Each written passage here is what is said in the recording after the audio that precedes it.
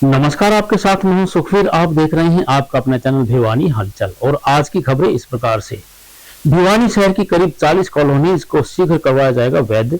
हरियाणा सरकार ने अनेक कल्याणकारी योजनाओं को जोड़ा बैंकों के साथ। ये विचार भिवानी के विधायक घनश्याम सर्राफ ने पंचायत पॉकेट में एचडीएफसी बैंक के शुभारंभ अवसर पर व्यक्त किए। वहीं उन्होंने बैंक अधिकारियों को केंद्र व राज्य सरकार द्वारा लागू की जा रही विभिन्न बीमा व कल्याणकारी योजनाओं को जनता को अवगत करवाने के लिए सुझाव दिया। विधायक श्री सर्राफ वीरवार को बाल भवन परिसर के सामने पंचायत पॉकेट में एचडीएफसी बैंक की शाखा का शुभारंभ करने के बाद बैंक अधिकारियों को अपना संदेश दे रहे थे। यह बैंक शाखा महम गेट क्षेत्र से यहां शिफ्ट हुई है। विधायक श्री सर्राफ ने कहा कि सरकार द्वारा संचालित सामाजिक सुरक्षा बीमा योजनाएं परिवार के लिए विकट परिस्थिति में परिवार के लिए सुरक्षा कवच का काम करती है। इन योजनाओं में प्रधानमंत्री सुरक्षा बीमा योजना, प्रधानमंत्री जीवन ज्योति बीमा योजना, अटल पेंशन योजना शामिल है।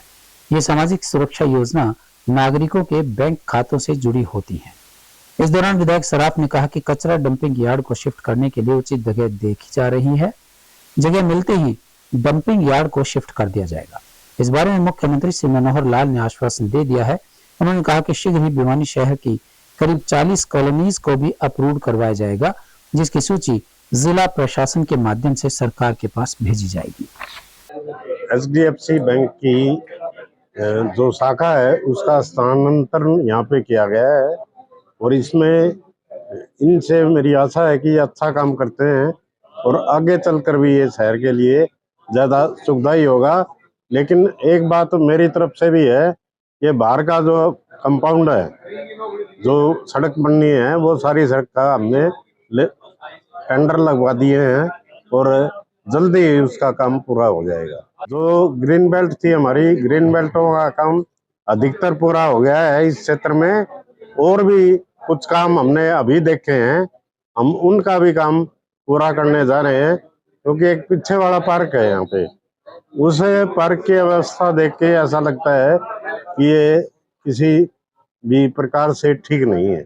उसको ठीक करने का काम भी हम जल्द से जल्द करने जा रहे हैं। लोगों को ऑक्सीजन भी मिले और लोग वहाँ पे बैठ भी पाएं, इसके लिए हमारा प्रयास है। मैं Surendra Kaushik, branch manager HDFC bank Bhiwani branch.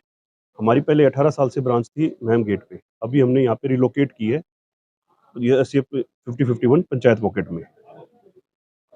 और क्या नई चीजें रहेंगी और ग्राहकों के साथ कैसे तरह है बैंक दे रहा है, क्या हमारा सुविधाएं तो सारी है यहाँ, सेविंग अकाउंट, करंट अकाउंट, सारी लोन्स की, सब इस प्रकार की सुविधाएं हम यहाँ पे हर एक ब्रांच से देते हैं, वैसे इस ब्रांच से भी दे रहे हैं। और ये 18 साल से यहाँ पे कार्यरत है ये बैंक ब्रांच जो हमारी है।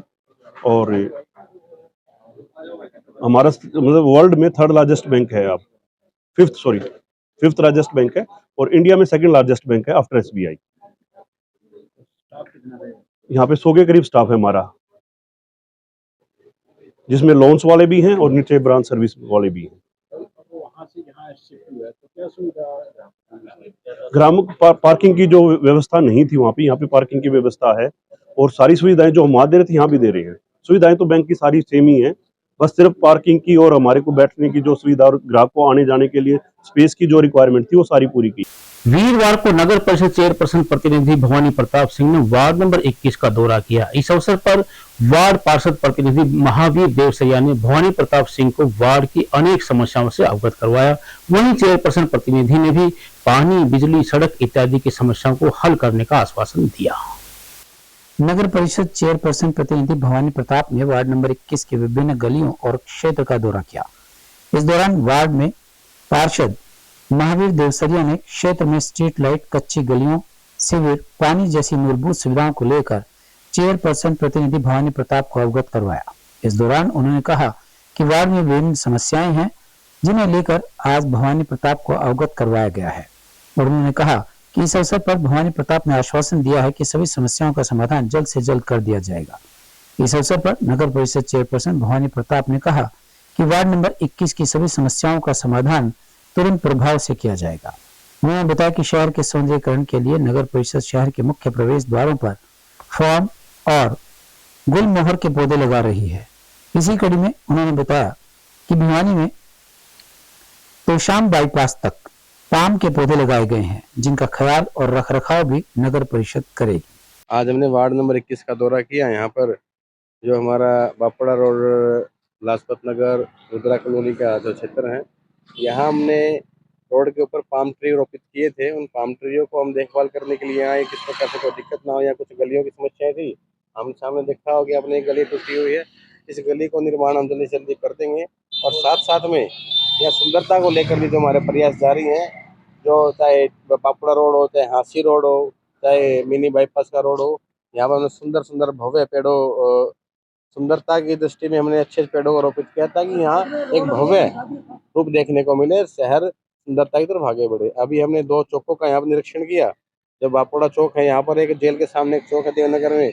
इन चौकों की यहाँ इतनी संभावना है कि चंडीगढ़ की जैसे जो हमारे चौक होते हैं, बहुत सुंदर सुंदर गमले वहाँ पे बने हुए हैं और भव्यता देखने को मिलती है। उसी प्रकार से उसी तरह के हम इन चौकों का भी विकास करें, इनको चौकों को भी निर्माण करें, ये हमने यहाँ संभावना देखी है। और निश्चित रूप से बहुत जल्दी वो कार्य हम शुरू कर देंगे और 1 महीने के अंदर अंदर ये चीजें हमारी तैयार हो जाएंगी और एक नया रूप शहर को देखने को मिलेगा। मैं वार्ड नंबर 21 से पार्षद महावीर सिंह देवसरिया। मैं यहाँ मेरे वार्ड में समस्या के समाधान के लिए भवानी प्रताप जी आए हैं और मैं इनका धन्यवाद करता हूँ। क्या समस्या है? इनने मेरे मन रखी है समस्या लाइट की, बापड़ा चौक की और सीवर की और गलियों की निर्माण की। ये इन्हें आश्वासन दिया कि आपका जल्दी से जल्दी काम हम करवाने का काम शुरू करेंगे। और मेरे वार्ड में जो ये पौधे लगे हुए हैं पाम के, इनकी हमारे को जिम्मेवारी सौंपी है इन्होंने। अभी इनका रख रखाव आप देखो, पानी पूरी डलवाओ समय पे और समय पे काम। वीरवार को श्रावण मास की पूर्णिमा के अवसर पर जहरगिरी आश्रम में जनेऊ संस्कार कार्यक्रम का आयोजन किया गया। इस अवसर पर अंतर्राष्ट्रीय श्री महंत डॉक्टर अशोक गिरी महाराज ने नव युवाओं को यज्ञोपवीत व जनेऊ संस्कार प्रदान करते हुए भारतीय संस्कृति के बारे में अवगत करवाया और बताया कि उन्होंने युवाओं को भारतीय संस्कृति से अवगत कराने का बीड़ा उठाया है। वीरवार को जहरगिरी आश्रम परिसर में युवाओं को भारतीय संस्कृति से अवगत करवाने के उद्देश्य को लेकर जनेऊ संस्कार प्रारंभ किया गया। इस अवसर पर अंतर्राष्ट्रीय पीठाधीश्वर डॉक्टर अशोक गिरी महाराज ने यज्ञ करके नव युवाओं को जनेऊ धारण करवाया। वहीं उन्होंने बताया कि आजकल की कंप्यूटर शिक्षा पूर्ण रूप से भारतीय भाषा संस्कृति पर आधारित है। उन्होंने कहा कि भारतीय बच्चे आजकल अपनी संस्कृति से विमुख होते जा रहे हैं, जबकि विदेशी भारतीय संस्कृति को अपना रहे हैं। उन्होंने कहा कि हमारे वैज्ञानिकों ने भी भारतीय संस्कृति की ताकत से चंद्रयान को चंद्रमा पर पहुंचाने में बड़ी सफलता हासिल की है। हाँ जी महाराज जी, आज के प्रोग्राम के बारे में बताइए, आप किस प्रोग्राम का आयोजन कर रहे हैं सर? आज श्रावणी पूर्णिमा उत्सव पे जो हमारी वेद परंपरा है उसके अनुरूप जो पटुक है, बच्चे हैं, विद्यार्थी हैं, बाल स्वरूप हैं, उनको आज हम जनेऊ संस्कार की जो विधि है हमारी, यानी कि भारतीय परंपरा में, वैदिक परंपरा में पहले 84 संस्कार थे, अब 16 संस्कार बचे हैं। 16 में से जो 10वां संस्कार है वो उपनयन संस्कार विधि है। उपनयन संस्कार अर्थात कि गुरु के पास विद्या अर्जन के लिए जाना। इसमें विद्यार्थी को जनेऊ जो बोलते हैं, इसके पहले से द्विज करता, द्विज अर्थात 2 जन्म हो चुके, द्वितीय जन्म, जो गुरु के पास जाकर जन्म में विद्या आरंभ करना, वेद पाठ आरंभ करना, गायत्री संध्या इत्यादि का वो संस्कार अधिकारी हो जाता है। हमारी हिंदू परंपरा में या प्राचीन वैदिक परंपरा चली आ रही है और जो परंपरा निवर चलती है उसी परंपरा का आज हम सम्मान करते हुए बहुत से बच्चे हैं जो भारतीय परंपरा के आज आश्रम में, उनका उपनयन संस्कार, जनेऊ संस्कार, यह पवित्र अर्थात कि एक ऐसी पवित्र धारण करना जनेऊ जिसमें ब्रह्मा विष्णु महेश की ऊर्जा का हम संस्कार संबंध करते हैं। ये परंपरा लुप्त हो गई है, जिससे बच्चे आज के जो बच्चे हैं उस परंपरा से विमुख हो गए हैं। विमुख होने से उन्हें इनका पता ही नहीं है, ज्ञान विवेक सूची उच्चता का ज्ञान नहीं है। वो केवल ऐसा अध्ययन करते हैं जो अध्ययन में काम आने वाला ही नहीं है जी। संस्कारहीन वहीन है। वेद में कहा भद्रम करने भी देव भद्रम, यानी कि वेद का अर्थात कि भद्रम सुनने से हम देवता बन सकते हैं। उस परंपरा से दूर जा रहे हैं। आज हम सुन क्या रहे हैं? आज हम जिज्ञासावान नहीं है, हम केवल वह परंपरा अनुभव कर रहे हैं जो हमें थोपी गई है और जो हमारी परंपरा को जड़ से काट दिया गया है, दूर कर दिया गया है। और जो थोपी गई परंपरा को हम निभा कर रहे हैं, जिसमें सुख शांति चैन और आपसी भाईचारा सब खत्म हो गया है। रक्षाबंधन के पवित्र त्योहार को भाई बहन के अटूट प्रेम के रूप में मनाया जाता है। बहन बेटियों को समाज में आगे बढ़ने का संकल्प लेने की है जरूरत, यह कहना है आम आदमी पार्टी नेता दलजीत तालुका। बुधवार को उन्होंने निकटवर्ती गांव गोरीपुर में पहुंचकर रक्षाबंधन के अवसर पर अनेक बहनों को धर्म भाई बनकर उनसे रक्षा सूत्र बंधवाया। जिन बहनों के भाई नहीं है या वे रक्षा सूत्र बंधवाने नहीं पहुंच पाए, ऐसी बहनें अपने आप को अकेला ना समझे। इसके लिए आम आदमी पार्टी के भिवानी महेंद्रगढ़ लोकसभा उप प्रधान दलजीत तालू बुधवार को गांव गोरीपुर पहुंचे और बहनों के धर्म भाई बनकर रक्षा सूत्र बंधवाया। इस दौरान अनेक बहनों ने दलजीत तालू को राखी बांधी। इस मौके पर दलजीत तालू ने कहा कि उन्होंने रक्षा सूत्र बंधवाकर जीवन के हर मुश्किल पड़ाव में अपनी बहनों की रक्षा करने का संकल्प दिया। उन्होंने कहा कि भाई बहन के पवित्र रिश्ते का प्रतीक रक्षाबंधन का पर्व बहनों के मान सम्मान की सुरक्षा का पर्व है। भाई बहन का रिश्ता एक साथ होने का एहसास और एक ऐसा धागा है जो जीवन को एक दूसरे से जोड़ देता है।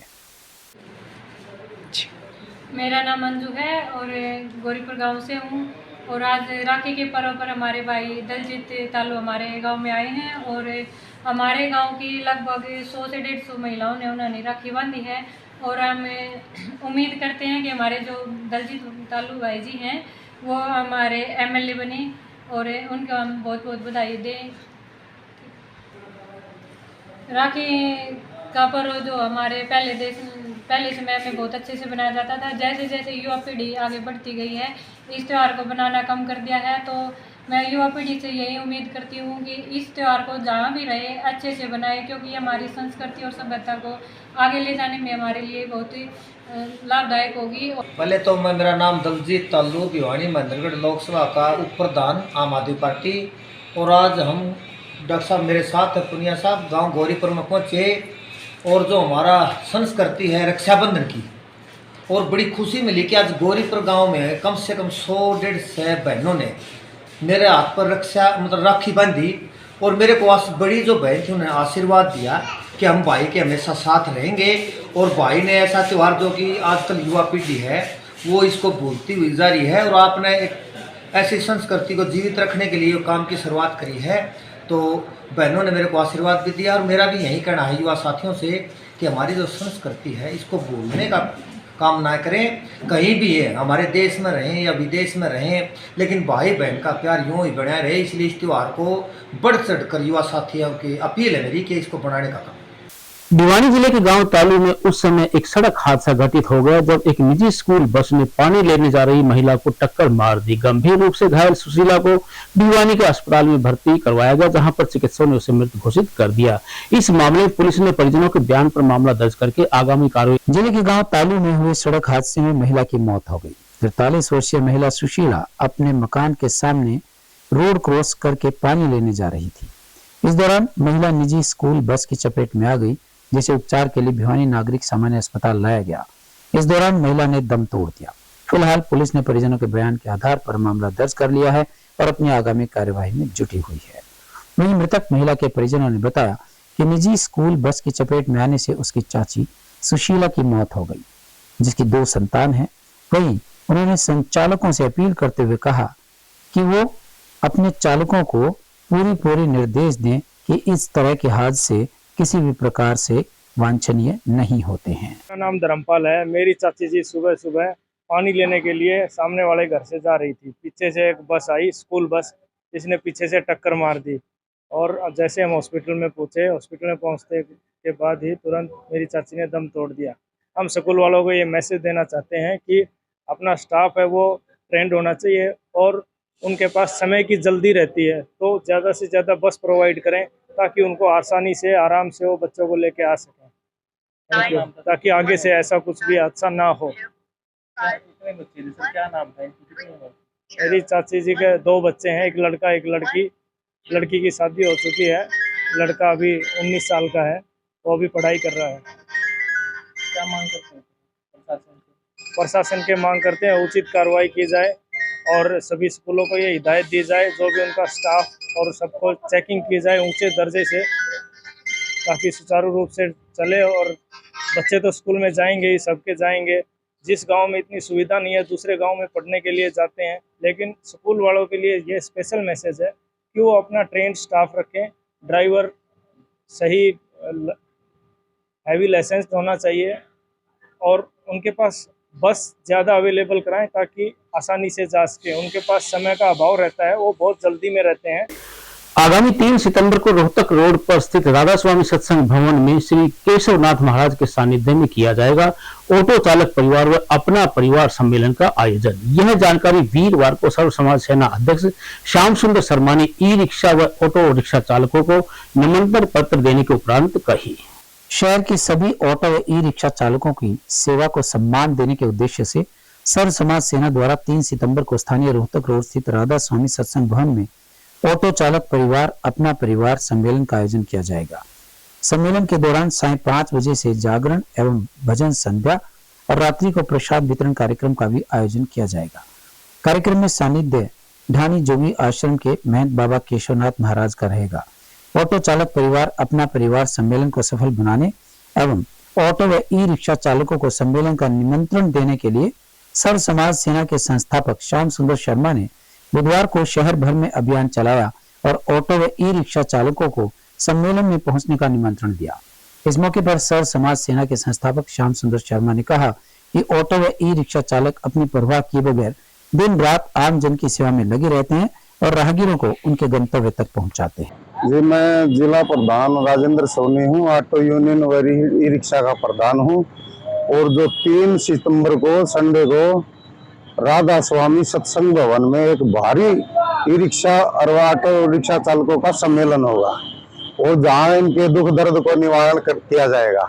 जैसे कि गरीब ऑटो चालकों की बेटी है या बहन है, उसकी शादी में हमें ये स्कीम लाई है समाज सेवी की तरफ से कि 11,000 से लेकर 1,11,000 तक कन्यादान का रूप और ऑटो चालकों के लिए मेन रेलवे स्टेशन और बस स्टैंड के ऊपर ये स्टैंड की भारी दिक्कत है। तो हम प्रशासन से कहते हैं कि इनको स्टैंड भी दिलाया जाए ताकि इनकी इज्जत से अपने परिवार का गुजारा कर सके और पुलिस की जो लाठी डंडे की खोज से उससे बच सके। ये तो हम चाहते हैं कि इनको अंदर स्टैंड मिले और बस स्टैंड भी मिले ताकि आम ट्रैफिक जाम न रहे, जनता भी परेशान नहीं रहे और कोई दुर्घटना भी ऐसी ना हो कि जाम के कारण कोई दुर्घटना हो।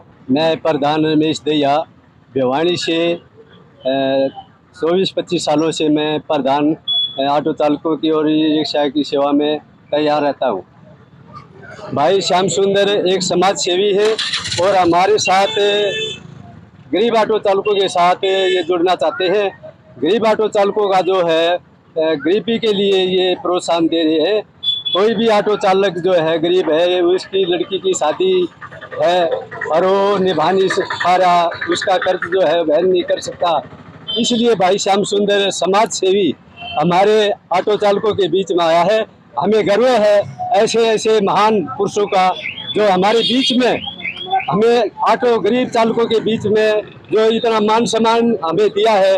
हम भाई का सहदेव हम अग्रणीय रहेंगे और हम आशा करते हैं कि इसी तरह भाई श्याम सुंदर ऑटो चालकों का नहीं बल्कि सारे समाज के हितों की भलाई के लिए हमेशा तैयार रहे। मैं श्याम सुंदर सर्व समाज सेना अध्यक्ष। तो हमारे मन में एक विचार आया कि भाई क्यों ना हम जैसे सबसे बड़ी सेवा तो ऑटो रिक्शा ई रिक्शा वाले ही चालक ही देते हैं। हम गांव से तो चल के आ गए बस स्टैंड पे, लेकिन आगे जाने के लिए तो हमारे को इनकी जरूरत पड़ेगी। तो हमारे मन में विचार आया कि भाई क्यों ना हम इनको इकट्ठा करके साथ में भजन संध्या का प्रोग्राम करें और अपना परिवार मान लिया हमने और हैं भी हमारे परिवार के मानने वाले नहीं, मान के हमने अपने परिवार के बीच में हमने राधा रसोई का प्रोग्राम किया है। तो साथ में हम इनके भोजन करेंगे और मैं तय दिल से अपील करता हूँ सभी ऑटो चालक ई रिक्शा चालक वहाँ राधा स्वामी सत्संग भवन में 3 तारीख को शाम को 5 बजे ज़्यादा से ज़्यादा सह परिवार वहाँ पहुँचे और इस भजन संध्या का आनंद लें और प्रोग्राम की शोभा बढ़ाएं। और हमारे ऑटो यूनियन के प्रधान राजेंद्र सोनी जी दैया साहब, इन्होंने हमारे को बहुत मतलब सहयोग किया है। मेरा नाम ईश्वर सिंह है और मैं ऑटो ई रिक्शा चलाता हूँ। जो भाइयों ने प्रोग्राम किया है अपने राधा स्वामी आश्रम में, बहुत अच्छा प्रोग्राम किया। हमारे परिवार के लिए जो सोचा है और जो हमारे लिए कर रहे हैं बहुत अच्छा कर रहे हैं, हम इनसे सहमत हैं और बहुत अच्छा प्रोग्राम कर रहे हैं। ऐसा आगे होता रहे तो बहुत अच्छी बात है पूरे परिवार के साथ। और हम औरों को भी कहेंगे तो इसमें भाग ले, बढ़ चढ़ के भाग ले। बुधवार को गांव बड़ीसरा की नहर में नहाने उतरे 2 युवकों के पानी में डूबने का मामला सामने आया है। इस बारे में सूचना पाकर पुलिस ने मौके पर पहुंचकर एक युवक का शव गोताखोरों की मदद से बाहर निकाल लिया, जबकि दूसरे युवक की तलाश जारी है। फिलहाल पुलिस मामले की जांच कर रही है। जानकारी के अनुसार गांव बड़ीसरा निवासी यशवंत व सुंदर नहाने के लिए नहर पर चले गए। उसी दौरान वे नहर में डूब गए। वहां से गुजर रहे लोगों को इस बारे में जानकारी मिली तो भवानीखेड़ा पुलिस को सूचना दी गई। पुलिस ने मौके पर पहुंचकर गोताखोरों को बुलाया, जिनकी मदद से यशवंत का शव पानी से बाहर निकाला गया, जबकि सुंदर का शव नहीं मिल पाया। बताते हैं कि मौके पर मृतकों की बाइक व उनके कपड़े भी मिले। फिलहाल पुलिस मामले की जांच कर रही है। मामला ये था, अभी हमारे पास सूचना मिली ERV की कि सुप्रा गांव के पास नहर में 2 लड़के डूब गए हैं और एक है यशवंत पुत्र रामफल और दूसरा सुंदर पुत्र संतराम वासी बड़ेसरा। सूचना पे हम मौके पे पहुंचे तो गांव वाले और सभी उनको ढूंढ रहे थे। काफ़ी मशक्क़त के बाद यशवंत तो मिल चुका है और उसको रात को हम यहाँ डेड हाउस में रखवा दिया और आज उसकी कार्रवाई कर रहे हैं। लेकिन अभी तक सुंदर का नहीं पता लगा, जिसमें गांव के और गोताखोर ढूंढ रहे हैं और मिलने के बाद जो आगे कार्रवाई हो जाएगी। आज की खबरों में बस इतना ही। अब मुझे दीजिए इजाजत। देखते रहिए आपका अपना चैनल भिवानी हलचल।